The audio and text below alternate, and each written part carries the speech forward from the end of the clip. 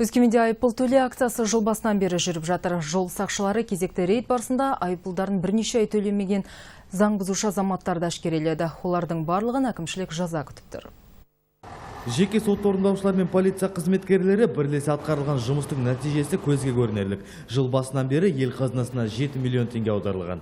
Ағымды жылдың 23 мен 25 тамыз аралығында Шығыс Қазақстан өңірлік жеке сот орындаушылар палатасы мен ішкі істер органдарымен бірлесе отырып, айыппұлды төле акция өткізілді. Аталмыш акция шеңберінде айыппұл төлемейтін тұлғалардың автокөліктері арнайы автотұраққа енгізілетін болады.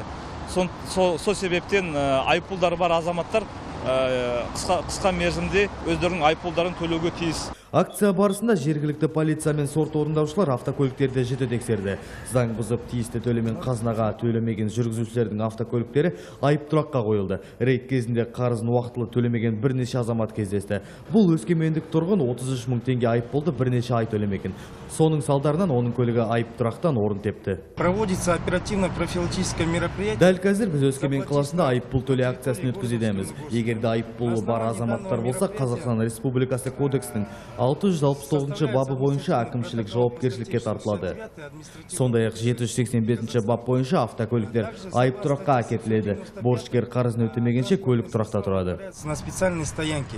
Айыппұл төле акциясын ай сайын өткізу дәстүрге айналған. Келесі айда да жоспарда бар дейді полиция қызметкерлері.